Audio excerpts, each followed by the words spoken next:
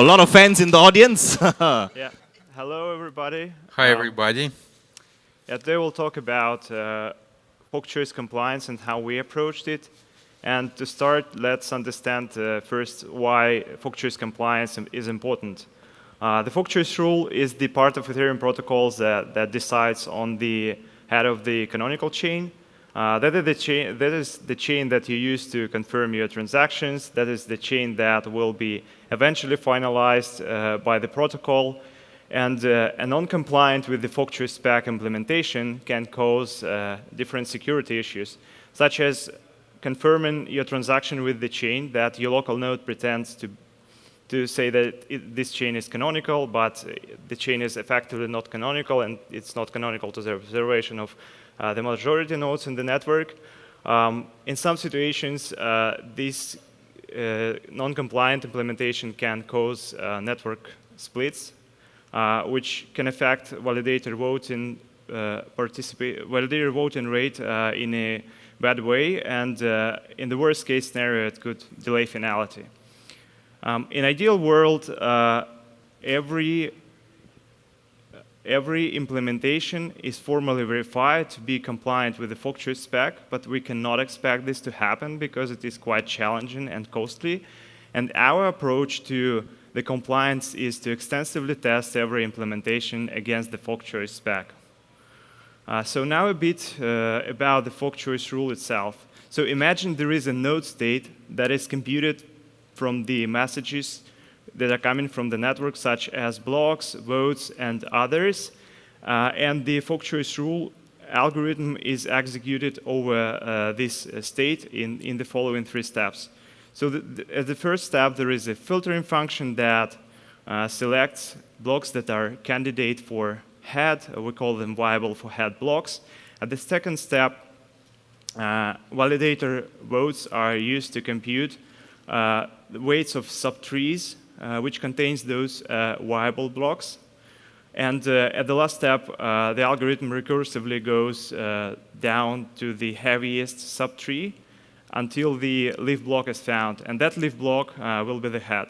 So the algorithm doesn't look complex. It's relatively simple. But the complexities here coming from the different place. There are many nodes interacting in the network, and they produce many messages, blocks, and votes that results in a huge variety of states over which the fork choice algorithm is evaluated.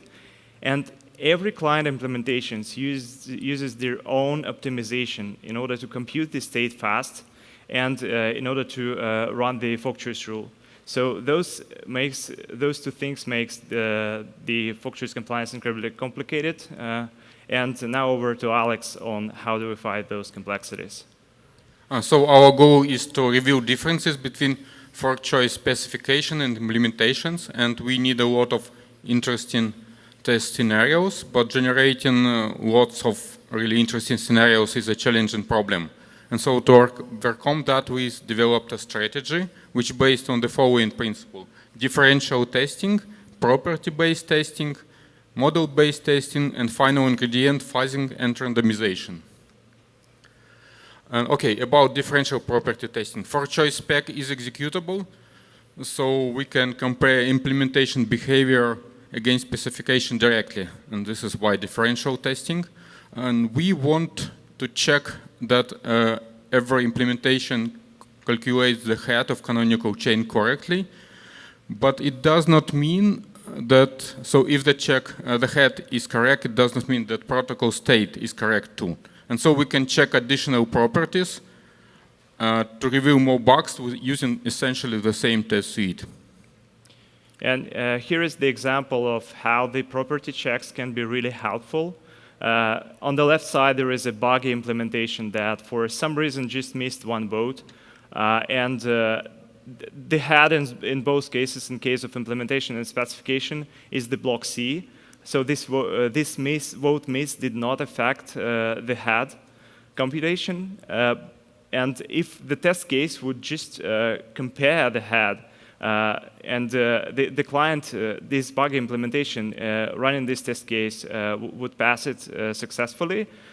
And directly comparing the weight of block C in this case would help us to reveal bug much easier, because otherwise we would need to create a test that in which this buggy implementation would lead us to the different block to be the head, like for instance block B. So it's just like less tests can reveal more bugs. That's the short description of it. So yeah, what we haven't yet mentioned is that our compliance tool leverages on the already existing fork choice testing framework. There is the consensus, in the consensus specs, there is the fork choice testing format. There are manually written fork choice tests, and clients already run them. Those are integrated, and yeah, the clients already check some of the properties. So the differential property-based testing is already in place, and what we do with in our compliance tool is just add one more property, which is to check weights of viable for head blocks. Okay, so we want to check that fork choice rule is executed correctly, but just covering various execution paths is not enough, because this rule executed on many nodes, and they're interacting and building blocks using the rule. And so what we want is to capture these interactions, but we do not enumerate all possible scenarios. And so we use model-based approach. Our models basically allows us to focus on the aspects that are interesting, abstract away from other stuff. And we have 3 models here: FFG checkpoint, tree shapes, block tree shapes, and also filter block tree predicates coverage model. And each models, for example, we have 10 blocks, and we have various trees constructed of these 10 blocks. And so we basically want to generate a test vector for each of this tree shape. And if we are able to do that, then we have 100% coverage of our model. And for our 3 models, we currently obtained 1,000 of solutions, but in practice it can be arbitrarily larger. So it can be 1 million models, no problem. Yeah, so to give you like more intuition behind how this model-based generation works, let's consider the FFG checkpoints model. This model is parameterized by 2 main parameters, which are number of epochs and the number of supermajority links. And here is the example of a couple of solutions that satisfy this model with 4 epochs and 2 supermajority links. And if you look at the top, the epoch number 4, in this case, will be finalized according to FFG checkpoint to the finality gadget rules, and in the second case, which is on the bottom, the epoch number 2 will be finalized. So basically, when we do the test generation, we ask the constraint solver to find all possible combinations of justified and finalized checkpoints given the some certain model inputs, and we also run these models with different inputs. Like you can run it like with 10 epochs and 5 supermajority links, with 10 epochs and 4 supermajority links, and so on. And this gives us a lot of solutions to further work with in our generation. Okay, so now we have many model solutions, and everyone can be turned into a test vector, but that can be done in different ways. For example, validators can vote for different blocks, but as a result, we can have the same shape. And so we use randomization to instantiate these model solutions, basically flipping a coin. And after we have a test suite of test vectors, we can additionally do fuzzing. It's important because our models actually assume that all events arrive in time, which is unrealistically. But we can easily overcome it by shuffling, duplication of messages and dropping some messages, and also by mutating messages. We will also plan to implement in future coverage-guided fuzzing of implementations. And this randomized instantiation and fuzzing allows us to increase the number of tests by orders of magnitude. Yeah, here is the example of how the randomization is used. As Alex mentioned, we have these model solutions, and we use them to produce like various test vectors. And on the top, there is just a model which says that basically there is a block that has two children. The client has nothing to do with this model. It cannot run this model because to make it a real test vector, we have to make it a real blockchain that follows the Ethereum protocol rules. And we use consensus specs for doing this, for making these blocks turn into, making this block dependency to turn it into real blocks and real votes. And in this case, the model does not answer you to many questions that the protocol needs to create an instance of a blockchain. Those questions such as like, which validators are voting for which block every single slot? Where is maybe there is an empty slot between those blocks. Which is the total number of validators participating at a moment in time, whether the message is like some message is invalid or not, and so forth. And for every case, for every possible case here, to answer such questions, to decide on such things, we flip a coin. So we have like every test generator run, there is a combination of model solutions that we use and a randomness seed. And running the same combination of model solutions with different randomness seed can yield a different test vector. What matters here is that this test vector will be completely different from the fork choice point of view. So like in this example, the heads are different, but the model is the same. So we have implemented the initial phase of the strategy, and this work was supported by a grant from Ethereum Foundation and from Consensus. And so we have a test generator, we have a PR in Consensus Specs repository. We have generated 3 test suites, 2 tiny and small the test suites for initial adoption, and we have also the main standard test suite, which contains about 13,000 of tests, which I believe is enough for initial phase. Yeah, and so we did as a prototype, we did the integration of this tool in Taku. As I mentioned before, there is already the fork choice test, and clients already know how to run them. So this integration was relatively straightforward. We added the new property check that mentioned before, found some issues. A couple of them are related to optimizations. I'll cover this on the next slide. And we found 4 edge cases where Teku is not kind of like compliant to the spec, but these edge cases are very unlikely to happen on any test net, including the main net. And the fact that we found those edge cases shows us how powerful this tool is with only 13,000 tests. Just imagine what would it be like if we have like 100,000 tests or 1 million tests. And we're looking forward to have this suite integrated with other consensus layer clients to find issues in them as well. So let's look at test suite details. So we have test groups inside test suites. For example, block tree focuses on trees of various shapes, and block weight, we try to produce block trees where weights are distinct from each other. We also have a shuffling group and a test group which focus on a test translation, invalid messages, and combinations of filter block tree predicates. And overall, we have about 13,000 of tests right now.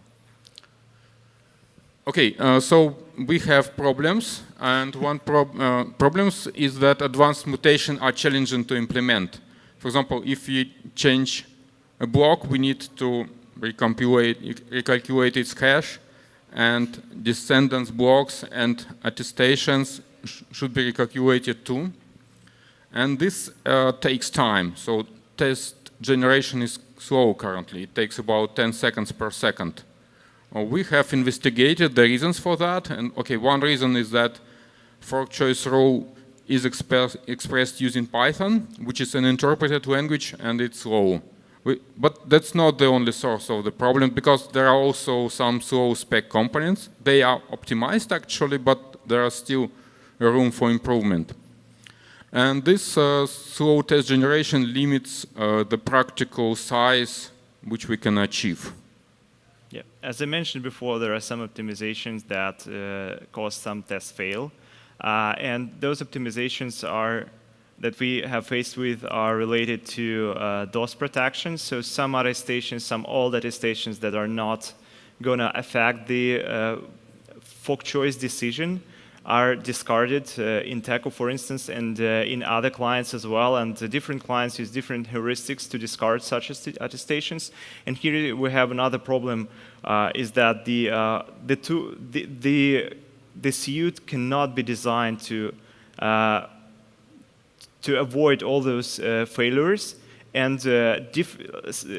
because of different clients has different optimizations and different heuristics, there will be different subset of tests that are failing. And we have like just 13,000 tests, but imagine if you have 1 million tests and you have like I don't know, thousands of tests failing, and you have to ensure that you have to understand whether those are because of such optimizations, and this is a legit case, or whether this is a real bug. So this is something to work with client developers on. And as a next step, as a next slow step, we want to integrate this test suite into other consensus clients. Here we engage other client developers to help us with. And yeah, okay, so one of the most important things to do is to speed up test generation. And okay, one thing that we want to do is to transpile specification to C or to NIM, Rust, other compiled language. And of course, there is a problem that transpiled code, there can be a bug in the translation. But since we are translating function to function, it's actually much easier to test each function individually. And another approach, another important thing is that to optimize slow components. We have already experimented with faster implementation. So as a result, we expect that our tests should run, tests should be generated at least 10 times faster. And also an important thing is to implement coverage-guided fast testing of client implementation. And for this reason, it's critical to have fast test generation. So if you want to talk about this topic, reach us out. You can also find us on ETH-R&D Discord. Here is the QR code, which links you to a page with the references to the work we did. There is a description of the testing methodology. There is a link to the PR, to the spec, which introduces the test generator for this suite. And also there is the PR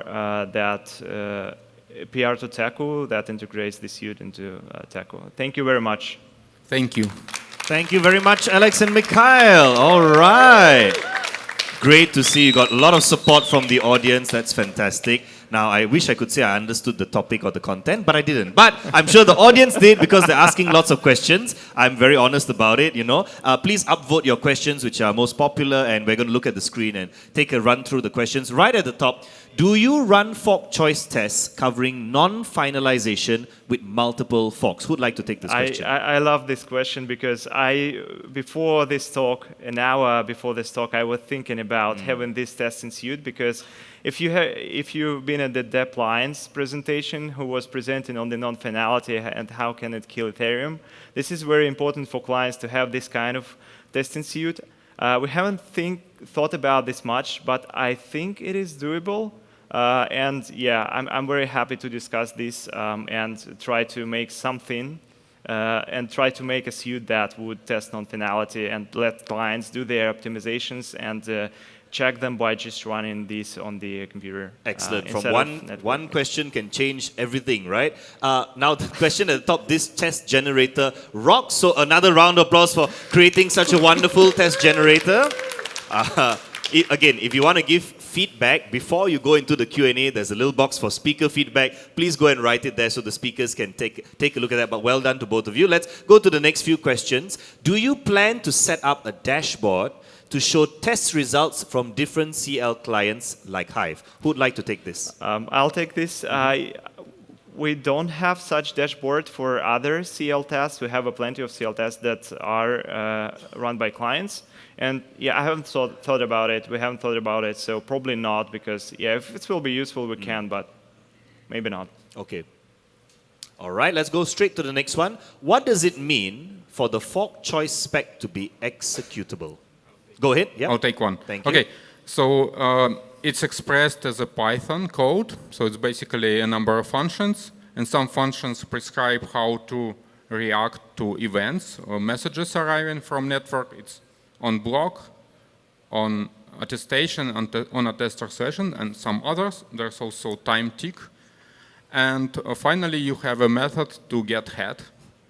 So this is just plain Python code. You can run it. All right, let's go right to the next one. We got 3 questions left. I think we got enough time. The randomizing weights model can take an arbitrary tree as model, question mark. How about FFG information? Who'd like to answer this one? I can. Okay. Yeah, so the block tree model is just one of the models. And there was just an example, so with randomization. And we also have the FFG checkpoints model that gives the all possible combinations of justified and finalized checkpoints given the model input. So it was in the presentation as well. So we have a model for that. It is also this information also used by the test generator. All right, thank you for answering that. I'm going to mark it as answered. Last 2. Are attestations only on-chain coming from blocks? No. We have both cases. So right. we have get attestation from blocks, also produce them separately. Very good. I can expand on this. We actually have 3 possible cases for this. One is that just in pure on-chain attestation. The other one is pure network attestation, that the attestation that is not included in any block. And the third case is both. It is in the block, it is on chain, and it is coming from the network as well. And this is all decided by the randomization. So we flip a coin and decide which attestation will be in which state. All right, thank you for answering that. You're looking at me like I understand the answer. I don't. But the audience, I can tell from the audience is nodding, and I'm just nodding along with them. Okay, we got 1 voted. Okay, we got 51 seconds. Let's do it. If the model is written to test the spec implementation, how do you guarantee the model correctness? Okay, the model does not have to be correct because we execute Python specs directly. So we use it just to produce interesting test vectors. And yeah, we are using spec code to produce these text vectors. But finally, we have a special procedure to run the generated test using the Python spec and check that everything is OK. Very good. And I believe I can help you answer. Do you execute the Python spec directly? Yes, you do. Ladies and gentlemen, let's give our 2 speakers a wonderful round of applause to Alex and Mikhail. Thank you. Gentlemen. Thank you very much.